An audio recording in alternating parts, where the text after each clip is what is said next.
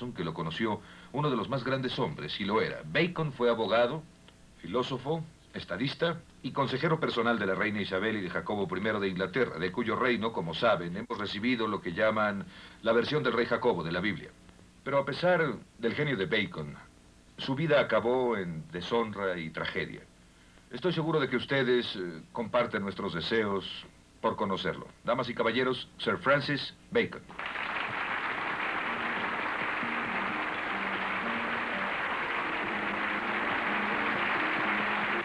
Mis queridos amigos. Bienvenido, Excelencia. Es un honor conocerlo. El honor es mío, maese Allen. Empezaré con unas preguntas básicas. ¿Dónde nació? Nací en Londres, en el año del Señor, 1561. ¿Y qué puede decirnos de sus padres? Mi padre fue el famoso consejero de la reina Isabel, Sir Nicholas Bacon, el lord encargado del Gran Sello. Mi madre fue Anne, hija de Sir Anthony Cook. Cook había sido tutor personal del rey Eduardo VI. Se volvió usted muy prominente desde joven, tengo entendido. Pues desde que yo era niño, su majestad se dignó mirarme y tuvo a bien alabarme. ¿La reina Isabel, hija de Enrique VIII? Sí. Recuerdo que una vez en la corte me detuvo y dijo: ¿qué edad tiene mi joven señor? Parece que le divertí porque dije con alegría: tengo 2 años menos que el feliz reino de su majestad. ¿Y dónde lo educaron, señor? Cuando llegó la hora de que recibiera instrucción a los 13 años, mi padre me envió a Trinity College en Cambridge y al instante sentí antipatía por Aristóteles. Ah, Aristóteles. Verá, es muy interesante. Muchas de nuestras distinguidas visitas del pasado han criticado tanto a Aristóteles que decidí invitarlo a que se presentara con nosotros algún día. Maravillosa idea. Sinceramente, me emociona más conocer a Sócrates. No tarde en llegar. Y cuando terminó usted su instrucción en las artes liberales, ¿qué hizo? A los 15 años comencé a estudiar leyes en Gray's Inn. Mi padre me quería preparar para asuntos de Estado, así que con ese fin me envió a Francia al servicio de uno de los embajadores de su majestad en ese país. Más tarde me confiaron varios mensajes para la reina y tuve el placer de entregárselos personalmente. Supongo que eso me colocó más en su gracia. Sí, lo imagino. A algunos les gusta la teoría del llamado misterio de Shakespeare. Tal vez porque es sabido que Shakespeare era actor. También porque se supone que los actores como grupo no son muy inteligentes. Algunos piensan que Shakespeare no pudo haber escrito las maravillosas obras que se le atribuyen. Varias personas han sugerido que fue usted el que escribió todas las obras de Shakespeare. En cuanto a que los actores como grupo sean inteligentes, debemos primero entender que palabras como inteligencia dependen de un juicio comparativo. ¿Sí? Podría decir que creo que los actores como clase son menos inteligentes que, digamos, los filósofos como clase. Pero creo que podemos suponer que los actores como clase son más inteligentes que, digamos, los campesinos iletrados. Oh, gracias. No hay de qué, querido amigo. Pero su pregunta fue sobre un actor en particular, un tal Will Shakespeare. Puedo atestiguar que fue actor, ya que vivió en mi época y lo vi actuar en la corte en varias ocasiones. Y vaya si era buen actor, pero era una excepción a la regla entre actores. Yo no encuentro ninguna razón para dudar que él escribiera cada una de las obras que se le atribuyen. Puedo asegurar que yo, personalmente, no tuve que ver con ellas. Pues gracias por aclararlo. Siempre es más fácil entender a un hombre o su obra si conocemos el tiempo y lugar donde vivió. ¿Puede contarnos de su propia era? Pues fue una era muy dramática. Fue un tiempo de cambios y esperanza. Antes de mi época, el hombre de Occidente había estado aislado, separado en Europa. Pero de pronto el mundo hizo explosión. Nos fuimos a buscar en las nuevas tierras descubiertas por Colón, Magallanes, De Soto y los otros exploradores las fabulosas e increíbles riquezas de oro. Algunos fueron seriamente a descubrir la fuente de la juventud. Ahora vemos que había cierta falta de realismo en esas románticas visiones. Pero esos sueños son una tremenda fuente de energía creadora. Pero no solamente se abrían ante nosotros nuevas tierras, sino que también se abrían áreas nuevas de la mente. ¡Ay, esa clase de actividad es maravillosamente estimulante! ¿No le parece? Oh, sí, sí, sí. Esta no es tal vez la mejor pregunta que se le pueda hacer a alguien que introdujo ideas tan variadas, pero... Magnífico vino, querido Gracias, amigo, traerán más magnífico. dentro de un momento.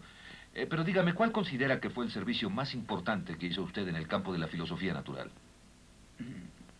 Yo diría que fue mi repetida insistencia en la necesidad de hacer a un lado toda noción preconcebida y todo conocimiento heredado, recibido sin analizar de las autoridades de siglos pasados. Y el hacer a un lado las ideas de los maestros contemporáneos que no creían en nada que no hubieran encontrado en mohosos y añejos libros. Y ya que descartó eso, ¿qué sugirió que hicieran entonces? Que estudiaran simplemente a la naturaleza en todas sus manifestaciones físicas. Entiendo que en una de sus discusiones aquí, el gran Galileo subrayó que uno de sus logros científicos fue revelar los errores de Aristóteles. Sí, eso hizo. Pues yo también traté de mitigar la influencia de la mano muerta de Aristóteles. Él fue uno de los más grandes filósofos, pero sus errores científicos fueron numerosos. Bueno, señor, estoy ansioso por conocer a Sócrates. Sócrates, como sabe, fue el maestro de Platón y Platón a su vez tuvo a Aristóteles como alumno. Así es, pero primero, si no le importa, tengo planeado presentar a Susan B. Anthony. Es preciso. Sí, porque hoy en día la liberación femenina es un tema de lo más importante y de lo más discutido en el mundo. ¿Por qué? Bueno, si no lo ha comprendido aún, Excelencia, sin duda Miss Anthony se lo aclarará. Susan Bornell Anthony, de Adams, Massachusetts, defensora de los derechos de la mujer, es alguien con quien toda mujer de hoy, incluso la más conservadora, tiene una gran deuda. En su funeral, en 1906, las personas esperaron horas bajo una tormenta de nieve para brindarle su admiración. La última persona que entró fue una negra, vieja, muy pobre, que llegó cojeando con muletas. Miró el rostro de Susan B. Anthony y lloró desconsoladamente. Su pena representaba millones. Esta imponente cuáquera, con su don de palabra, su ilimitada energía, fue amada por el mundo entero simplemente por insistir en la igualdad de derechos para la mujer. En su opinión, ella no era nada, su causa era todo. En realidad, es un honor para mí presentar a Susan B. Anthony.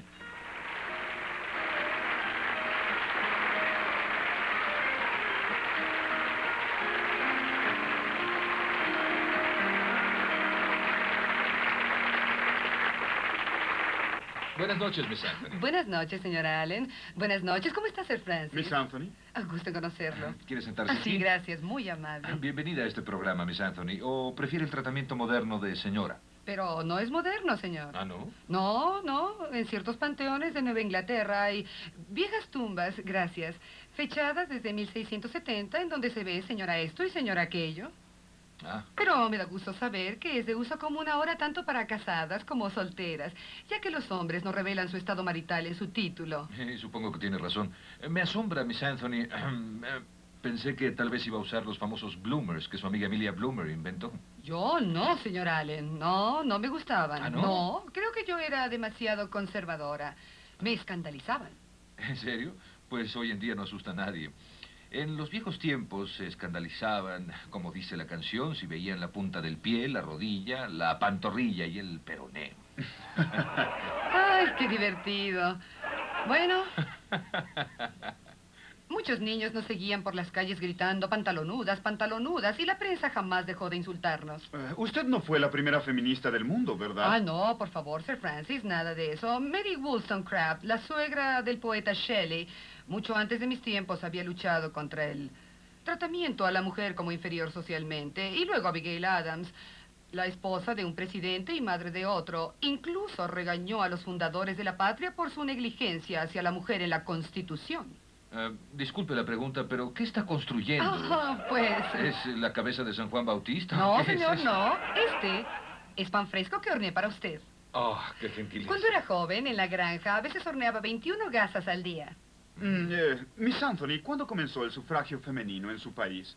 Verá, Disculpe la resulta- interrupción, Sir Francis, pero nuestro sistema educativo está produciendo mucha gente joven que ni lee ni escribe como debiera. ¿Y qué tiene que ver eso con mi pregunta? Bueno, es que no sé si todos los que están entre el público, jóvenes o viejos, saben qué significa la palabra sufragio. La joven sentada allá, la del cabello rubio, ¿usted lo sabe?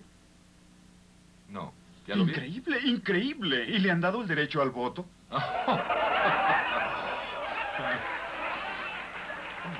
Sí, es increíble. Pero Sufragio significa el derecho al voto, querido. Se necesitó mucho tiempo para conseguirle a la mujer el derecho a votar, ¿no es así? Se necesitó mucho tiempo para conseguirle a cualquiera el derecho al voto, Sir Francis. Claro que mucho más para la mujer. Hasta 1920. Para ese mismo año, los negros llevaban 50 años pudiendo votar. Las mujeres peleamos por el derecho de hacerlo, pero no nos dejaban votar. ¿Qué cosa? Lástima que no tengamos mantequilla recién hecha. No hay cuidado. Y dígame, ¿cuándo se organizó su campaña? Pues la primera convención sobre derechos de la mujer tuvo lugar en Seneca Falls, Nueva York, en 1848. ¿Y usted fue una de las organizadoras? Oh, ¿qué cosas dice? Yo no creía en eso. Pensaba que estaban ¿En locas. serio? Sí, creí que se adelantaban a su tiempo, pero no. Oh, no. Esa convención, organizada por Elizabeth Cady Stanton y Lucretia Mott, con valor declaró que la mujer era igual que el hombre. Oh, vaya declaración asombrosa. Gracias, señor. Por nada. ¿Sabe, señor Allen? Creo que no tiene ni la menor idea de lo revolucionario que sonaba esa aseveración hace más de un siglo. ¿De veras? Pero hoy, para producir el mismo asombro público, probablemente habría que aseverar que un chimpancé es igual al hombre. Personalmente, siempre había creído en la igualdad de los sexos. No diga, ¿por qué? Porque yo era cuáquera. Qué interesante. Los cuáqueros parecen estar un siglo adelante de las otras iglesias en muchos puntos. Sí. Los hombres y mujeres cuáqueros eran iguales en iglesia y hogar. Las mujeres podíamos hablar en las juntas, podíamos votar y ocupar puestos. Como cuáqueras nos inculcaron una conciencia social. ¿Gusta jale de membrillo? En el pan, sí. Sir Francis. Sí, muchas gracias. Oh, no. No, es como con Enrique VIII. Perdón, Ahora sí. usamos cubiertos Lo como lamento, estos. Bueno, ¿cuál fue el primer problema al que se enfrentaron ustedes las mujeres? O usted, más bien. El alcoholismo. Era un terrible problema en mi época, señor Allen. Aún lo es. No me diga. Sí, el problema número uno de drogas hoy en los Estados Unidos no es el uso de drogas como la heroína o la cocaína, sino el abuso del alcohol. Ay, Dios. Uno de los recuerdos más vívidos de mi niñez es de un médico que entró tambaleante a mi casa pestando a licor. Acababa de atender el parto de una amiga nuestra. Cielos. La madre y el niño murieron. Tragedia inútil. Al principio yo no veía la relación entre antialcoholismo y derechos de la mujer. Debido a mi ignorancia, no me di cuenta de que, fuera de la iglesia cuáquera, a la mujer la consideraban completamente inferior y subordinada al hombre. ¿Y la mujer, cómo era considerada en su época, Sir Francis? Habla de inferioridad. ¿En qué sentido? Física y mentalmente. Legalmente, una mujer casada no podía tener propiedades. ¿En serio? Sí, supe de muchas mujeres que perdieron las granjas y casas de sus familias porque sus maridos o vendieron las propiedades o las perdieron jugando y bebiendo. Las mujeres no podían firmar contratos. Y si una mujer trabajaba, su patrón era obligado por la ley a entregar el salario a su marido. Entonces una mujer que se casaba... Ah, vaya. Veo que opino igual que la mayoría del público, que una mujer que se casaba se volvía una desposeída, ¿no? ¿Sí? Estaba ¿Sí? enterado. Pues la ignorancia masculina era parte del problema. Y obviamente aún lo es. Joven damisela. Entiendo que hay algunas mujeres en la actualidad que aún se oponen al movimiento de liberación femenina. Sí, existen tales mujeres y son militantes, además. ¿Qué cosa? Quisiera que estudiaran la historia de este movimiento. Aparentemente no se dan cuenta de que si no hubiéramos ganado su derecho a hacerlo, no se les permitiría hablar en reuniones públicas el día de hoy y mucho menos votar. De no ser por nuestras luchas, no tendrían ni derecho legal sobre sus propios hijos. ¿Sus propios hijos? Es difícil de creer. Oblíguese a creerlo. Una noche, que di una conferencia en Saratoga, Nueva York, una mujer de cara velada se lanzó a mis pies. Por favor, dijo, por favor ayúdeme a conservar a mi hija. Me dijo que su esposo, que era senador, tuvo amoríos con otra mujer y cuando ella lo descubrió, él la encerró en un manicomio. Su hermano tardó 1 año y medio para que la dejaran salir. Solo había visto a su hijo unos minutos y ahora me dijo, mi hija de 13 años está conmigo, pero su padre quiere llevársela. Yo no cometí ningún error. ¿Por qué no puedo tener al menos a uno de mis hijos conmigo? Vaya, vestí a esa mujer y a su hija como humildes lavanderas y la saqué de ahí a hurtadillas. Estaba diluviando y fuimos de hotel en hotel toda la noche escuchando la misma respuesta. No admitimos mujeres que no estén acompañadas de un hombre. Al fin, amenacé con sentarme toda la noche en el lobby y nos dieron un cuartucho, sin chimenea. Yo sabía que había violado la ley, que veía a la hija como propiedad del padre, y mis amigas se preocuparon por mí. Pero yo sentía que la ley que le daba en propiedad un hijo a un padre era tan malvada como la ley que le daba en propiedad un esclavo al negrero, y violé esa ley sin el menor titubeo. Por desgracia, el padre encontró a su hija camino a la escuela y volvió a llevársela. Pero viví para ver un sueño realizado cuando el estado de Massachusetts finalmente cambió una ley de hace 1000 años que le daba a los padres la exclusiva potestad sobre sus hijos.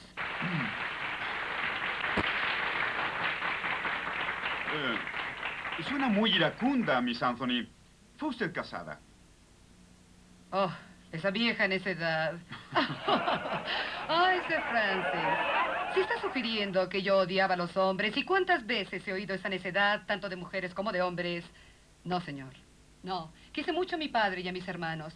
Y tuve más de una proposición matrimonial, aunque parezca extraño. No lo dudo. Pero yo decidí dedicar mi vida a la reforma social. Así que elegí no casarme. La mayoría de las feministas eran buenas esposas y madres. Por supuesto, mi querida amiga Elizabeth Cady Stanton tuvo 7 hijos y Lucy Stone tuvo 5. Pero está dentro del orden natural que la hembra de la especie produzca hijos, ¿o me equivoco? Pues no estaba dentro del orden natural para mí, señor. Y voy a citarlo a usted mismo sobre el celibato, si no le importa, Sir Francis. Sobre el celibato. Sobre el celibato. Sí, justamente aquí está.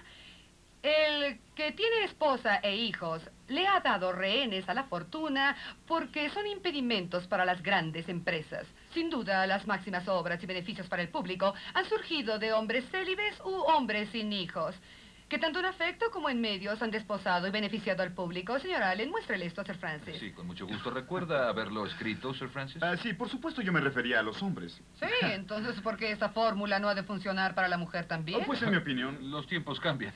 Los temas que va a tocar Miss Anthony serán de suma importancia y sé que Emiliano Zapata y Sócrates querrán escuchar lo que va a decir. Bravo, lo necesitan. Sí, le creo. Emiliano Zapata, el héroe casi legendario de la Revolución Mexicana, no fue de ascendencia española, sino más bien era mestizo. Fue campesino y cuidaba caballos, era un líder natural y con el tiempo eficaz comandante militar. Sus devotos seguidores eran sobre todo indígenas de los pueblos del sur de México. En su máximo momento, su ejército contaba con 20,000 hombres y controlaban casi 1/3 de México. Empezando en el año de 1910, pelearon por sus derechos en los campos de México durante casi una década. Damas y caballeros, demos la bienvenida al general Emiliano Zapata, jefe del Ejército Mexicano de Liberación del Sur.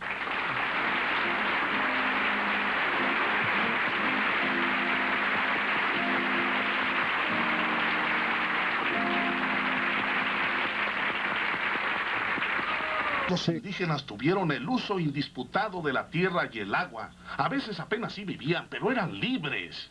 Luego un día, los hombres ricos deciden que pueden usar la tierra mejor que los indios. Se instalan en áreas disque no reclamadas, hacen bardas, plantan caña de azúcar.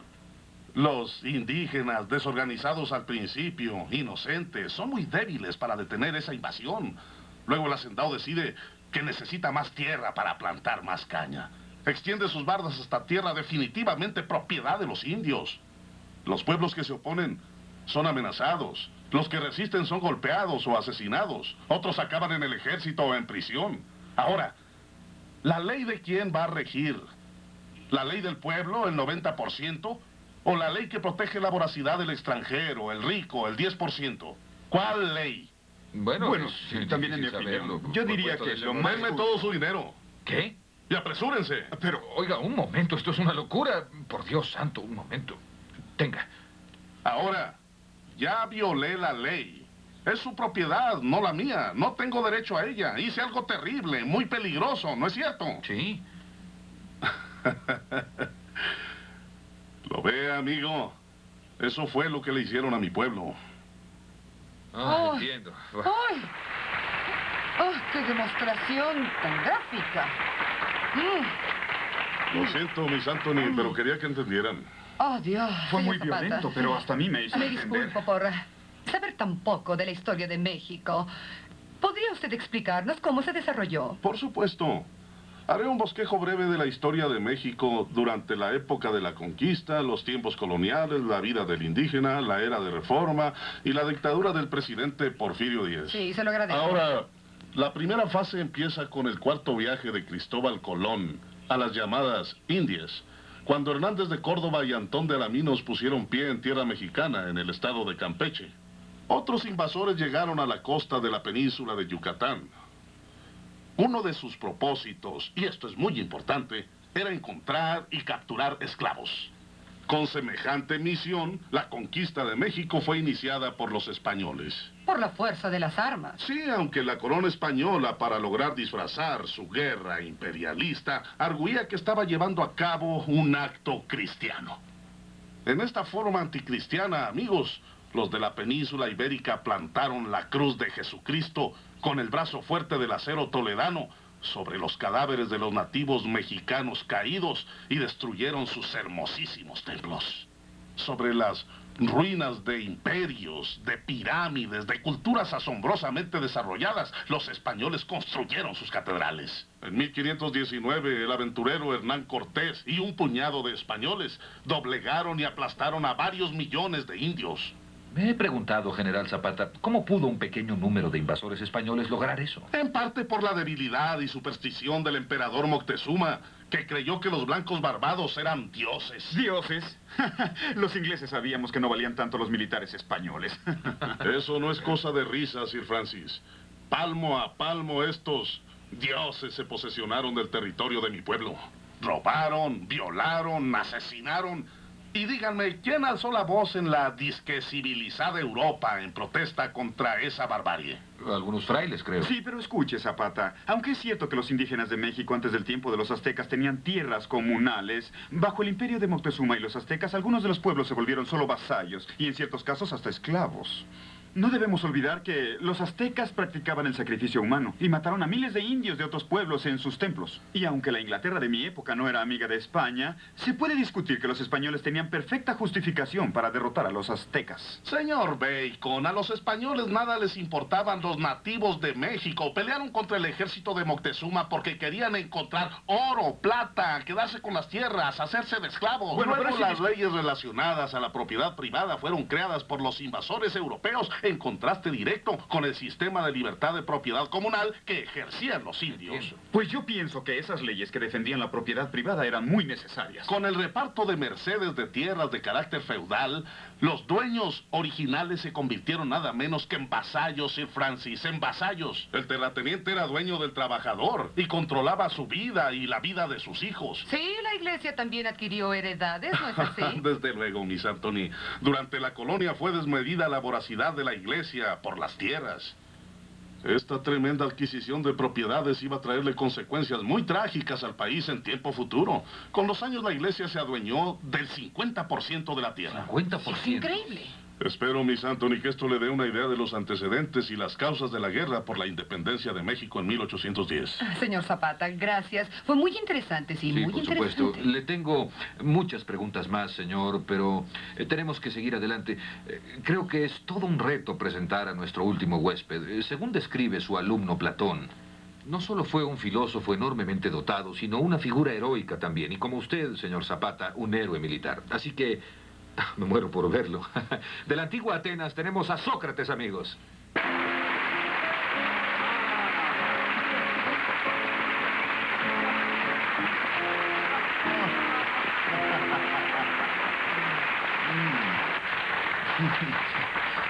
Mi querido Sócrates, Mi querido Sir Francis, es un honor verlo en carne viva.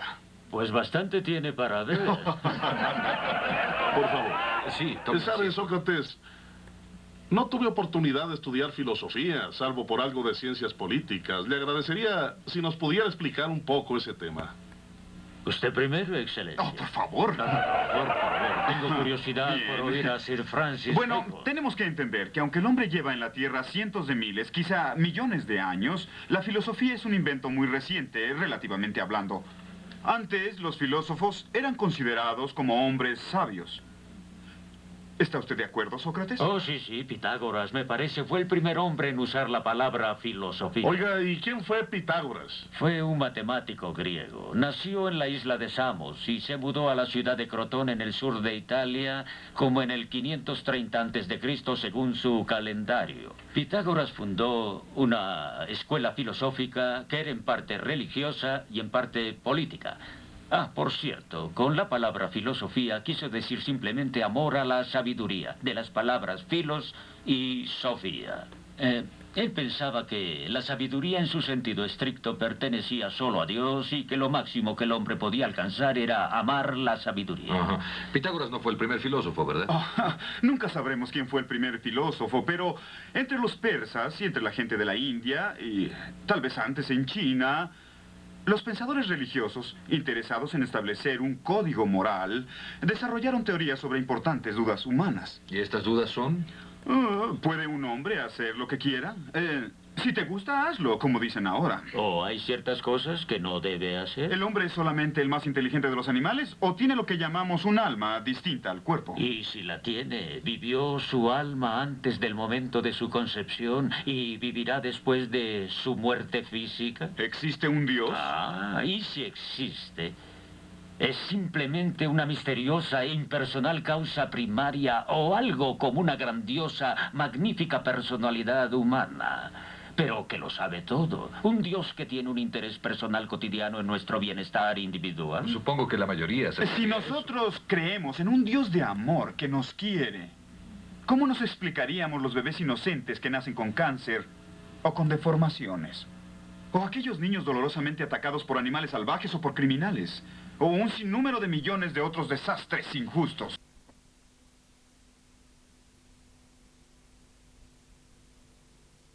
Y no fue sino hasta los gloriosos días de la civilización de la Grecia precristiana, cuando el impulso de pensar en forma sistemática produjo una disciplina independiente que se fue separando gradualmente de la religión. Verá, así como es importante establecer una disciplina separada de las matemáticas o la física sin una relación necesaria con la religión, también es importante que los filósofos se dediquen solo a su tarea básica. ¿Y cuál es esa, señor? Buscar la verdad en forma desinteresada, Miss Anthony.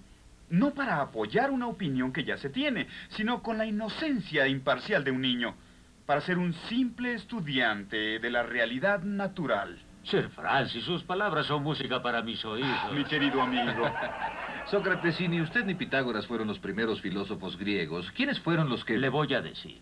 Cuando el pensamiento griego comenzó a tomar forma, a salir de la bruma de mito, leyenda y misterio primitivo, nuestros primeros pensadores importantes fueron los poetas. Los poetas, ¿cómo? Ah, sí. Entonces era tarea de los poetas como Homero y Hesíodo interpretar la religión para el hombre común. Pero formalmente la filosofía griega comienza con Tales de Mileto. Tales formó parte del grupo llamado los Siete Sabios. Su obra no era filosofía en un sentido real, era más asunto de sentido común. Pero uno de estos hombres, Tales, estaba interesado en geometría y astronomía. Había aprendido algo de la ciencia de los babilonios que lo capacitó, por ejemplo, para predecir el eclipse total de sol que ocurrió en la fecha que ustedes llamarían mayo 25 de 585 antes de Cristo. Sí, gracias. Me parece en realidad un logro increíble, asombroso. Pero mire, no entiendo con claridad cómo sucedió que solamente en Grecia la filosofía se apartó de la religión. La explicación es en realidad muy simple. Los hombres más inteligentes de la antigua Grecia podían ver con mucha claridad que había mucho de disparate dentro de nuestra religión. Así que, desde un principio, nuestros filósofos fueron en contra de la mitología del pueblo. Pero le puede ayudar a comprender el contorno general de la filosofía griega el considerarla como un largo proceso de 300 años que cubrió desde Tales hasta Aristóteles. Aristóteles otra vez. Sí, fue un filósofo mucho mejor que yo, aunque sé que usted lo ha criticado, Sir Francis. En efecto. Pero, por fortuna para su fama futura, asentó sus palabras en papel, además de hablar con sus estudiantes, mientras que yo no escribí. Y simplemente me dirigí directamente a cualquiera que quisiera oírme. Igual que Jesucristo. Bueno, Sócrates, ¿cuál considera que sea la diferencia entre sentido común y filosofía? pues Claro que es obvio, Miss Anthony, que el sentido común es inferior a la filosofía, aunque no es en sí una cosa mala. Más bien diré que debería haber mucho más sentido común en el mundo. Pero el sentido común tiende a tratar asuntos relativamente simples y resolver los problemas del momento en una forma más o menos razonable. Mientras que la filosofía, por otra parte, aunque puede tratar asuntos personales, generalmente trata, como indicó Sir Francis, con temas más abstractos, el bien y el mal, la belleza, la libertad. Los filósofos, más bien, se interesan en las leyes que hacen que las cosas y la gente funcionen como funcionan. Ahora bien, y esta observación va a sorprenderlos, los filósofos tratan de simplificar, de organizar. Sí, es la naturaleza. La realidad física que nos rodea, la que es compleja y misteriosa. Caballeros, están diciendo que los filósofos, por ser hombres de intelecto y fines superiores, casi no se equivocan. No, Oh. no, por favor, señor Allen. No ha existido ningún filósofo que no haya cometido errores. No. Veamos, por ejemplo, a Tales otra vez. En su época, a todos convenció con el primitivo concepto de que todos los seres vivientes se derivaban de las aguas primarias. Tales podía ver, por ejemplo, que las plantas y animales necesitan humedad y que sin remedio mueren sin ella. Basándose en tal prueba, llegó a la opinión totalmente errónea de que el agua es en verdad la única sustancia básica en el mundo viviente. Ajá. Su error, sin embargo, fue sumamente creativo. Pero no dejó de ser un error. ¿Por qué? Porque él fue más allá de lo que le permitía la evidencia. Temo que debo confesar que los griegos tuvimos la quizá desafortunada costumbre de tratar de sobresimplificarlo en esta forma.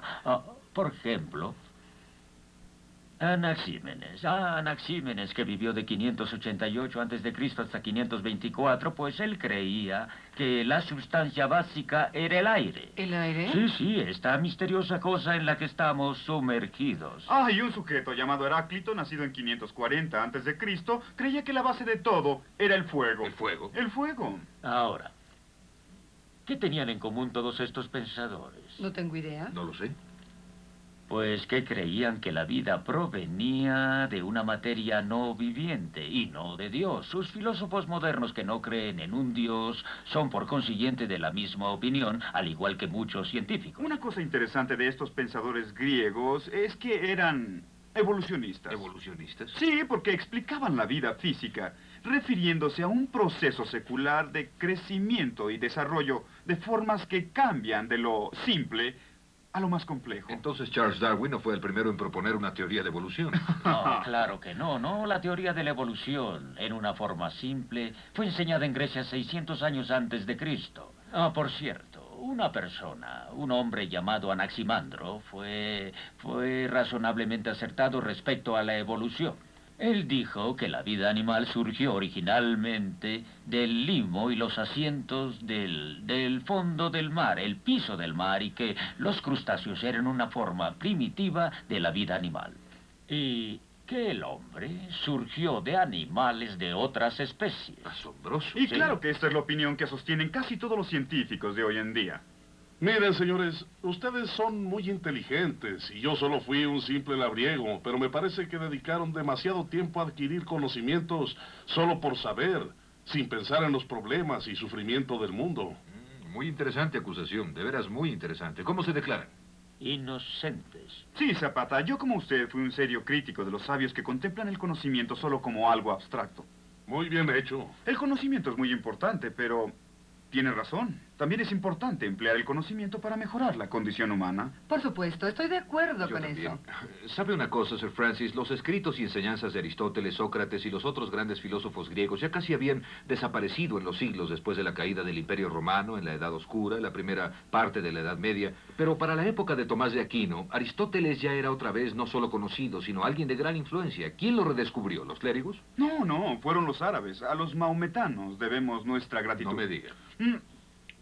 Porque durante aquellos siglos en los que casi no hubo erudición en Europa, los árabes conservaron y estudiaron las obras de Aristóteles y los demás griegos. Ahora volvamos al tema de Tomás de Aquino y los otros escolásticos. Temo que los ingleses desconfiaban de la tradición escolástica hasta cierto punto, porque aunque Tomás de Aquino y otros hacían maravillas con la especulación pura, Es riesgoso teorizar sin el uso de la experiencia y la observación porque puede uno acabar haciendo una defensa perfectamente brillante de una posición totalmente absurda. Sí, por ejemplo, de Aquino creía que la mujer no solo era inferior, sino una criatura defectuosa. Eso es cierto. La escuela medieval no había hecho ninguna contribución al nuevo progreso espectacular de las ciencias. No solo se acumularon todos estos asombrosos logros intelectuales fuera de la tradición escolástica, sino que se hicieron a menudo sobre su cadáver, si me permiten la expresión. El escolasticismo simplemente repitió ciertos errores de los griegos. A los dos grupos les fascinaba el ideal, existiera o no. Sí, por ejemplo, como el círculo está formado por una línea regular que por alguna razón agrada a nuestro sentido de equilibrio y simetría, los pensadores de la vieja escuela llegamos a la errónea conclusión de que las órbitas de los planetas debían ser círculos perfectos. Luego todo lo que tuvo que hacer el hombre para descubrir que era un disparate fue mirar por un telescopio y tomar medidas. Muchos se negaron a hacerlo. Pero al analizar el mundo de mi época, me pareció que la única esperanza de la filosofía para encontrar la salida del marasmo del caos era romper totalmente con ambas tradiciones, la escolástica y la griega. Si usted me perdona, Sócrates, y aceptar en su lugar el método inductivo. ¿Qué es el método inductivo? Bueno, la verdadera inducción es el método de la ciencia moderna. No se arriesga a defender teorías en base a uno o unos cuantos casos aislados, sino que estudia con cuidado el máximo número de datos posible. Y solo entonces, gradualmente pasa al plano más alto de proponer leyes o reglas para explicar la desorganizada colección de datos. La inducción pasa de datos a teorías. Mientras que la deducción pasa de teorías a datos. Yo discutí que con este método se podría descubrir la naturaleza específica de lo que se estuviera analizando. ¿Sería correcto, Sir Francis, considerarlo el iniciador del método experimental de la ciencia moderna? No, nada de eso, señor. El despertar científico del siglo XVI hubiera ocurrido aunque yo no hubiera nacido. Lo único que yo hice como simple contribuyente a ese despertar fue presentar su filosofía básica en forma organizada. Como la influencia escolástica en mis tiempos era dominante, debe entender que el estilo y el método de la ciencia tan respetada en este siglo XX, y que ha logrado maravillas asombrosas como la de llevar al hombre a la luna y a tocar los planetas, no era igualmente respetada en el siglo XVI, de ninguna manera. Mire, los escolásticos, voceros de la iglesia, veían el método científico con gran desprecio y hasta con odio abierto. ¿Odio? ¿Por qué? Porque lo veían como amenaza a una creencia literal en la Biblia. Y tenían razón. Es un hecho que nuestro mundo ha existido por millones de años. De allí se deduce que los que digan que fue hecho en 6 días, solo 2 o 3 mil años antes de Cristo, están completamente equivocados. No, señor Allen. Yo no fui el fundador de la ciencia experimental. Sí fui tal vez el fundador de la filosofía experimental. Gracias, Sir Francis, por darnos su opinión al respecto. Ahora, General Zapata, le dije que le tenía algunas preguntas. En algún lado leí que cuando usted era niño, encontró a su padre llorando un día por su impotencia para evitar el robo de sus tierras. Mi padre llorando. No, señor. Otros lloran cuando le quitan a Zapata lo que no es de ellos. Ese cuento es falso como mucho de lo que se ha dicho sobre Zapata. Sí, esto parece sucederle a muchas figuras públicas. Sí. Sí, las anécdotas falsas, ¿verdad? Sí, ya lo había notado. Bueno, ya mencionamos la Guerra de México para independizarse de España en 1810, pero un siglo más tarde, la Revolución Interna de 1910 en México debe haber acabado con los crímenes contra los nativos de México. El corrupto presidente Porfirio Díaz estaba en el exilio, Francisco I. Madero tenía el mando, había sido revolucionario, les dio la oportunidad de reclamar sus tierras. Madero engañó al pueblo para asumir el poder. No cumplió sus promesas. Dijo que habría ley y justicia. Ordenó a sus funcionarios que fueran morales al aplicar la ley. Por desgracia, ya en el poder no hizo nada. Apelamos a las cortes. Pero los hacendados se quedaron con nuestra tierra. Nos estrangularon con sus bardas de púas o con otros medios. ¿Qué otros medios? Por ejemplo, Tequesquitengo era un pequeño poblado que estaba junto a una gran hacienda. Ofendió a los hacendados, así que simplemente lo inundaron. ¿Lo inundaron? Sí, señorita. Echaron agua de irrigación al lago de las pobres gentes. Tequesquitengo desapareció bajo el agua. Solo el campanario de la iglesia quedó a la vista. ¿Y qué fue de la gente? Huyeron, Miss Anthony. Perdieron casa, cosecha, animales. No tenían fuerza. ¿Sobrevivieron? Algunos no. Otros trabajaron como medieros o peones de hacienda. Así duraron una generación. Los hacendados controlaban la tierra, los hacendados controlaban al pueblo. Nadie le devolvió la tierra a los dueños. Como ven, amigos, no podíamos esperar. Sí, entiendo. ¿En qué consistía su fuerza militar, Zapata? Dijo que al principio no tenía ejército, tenía pocos abastos, pero debe haber necesitado de ellos para lanzarse contra terratenientes y gobierno. La gente del pueblo se unió a mí. Eran mis amigos. Patriotas deseosos de pelear por tierra y libertad. Sé que el ejército federal le proporcionó hombres. ¿Sí? ¿Voluntarios? Sí. Unos más que otros. ¿A qué se refiere? En cada una de las incursiones, unos soldados federales morían, otros caían presos. Algunos de los presos se convertían en muertos. Los que sobrevivían por lo general se unían a la causa. Entonces ejecutaba a los prisioneros. No a todos, señorita. Solo a los culpables de serios crímenes contra el pueblo. Los que seguían las órdenes del tirano presidente Huerta, por ejemplo. No lo olviden. El ejército federal destruyó pueblos enteros. Asesinó a miles por sospechar que eran simpatizadores míos. Y separó a las familias mandando a los hombres lejos de sus hogares. Sí, entiendo que la finalidad era separar a los guerrilleros del pueblo. El mismo sistema usaron luego los ingleses en Malasia, debes saberlo. Y nuestras fuerzas en Vietnam, ahora que lo pienso, bajo el programa de asentamiento estratégico.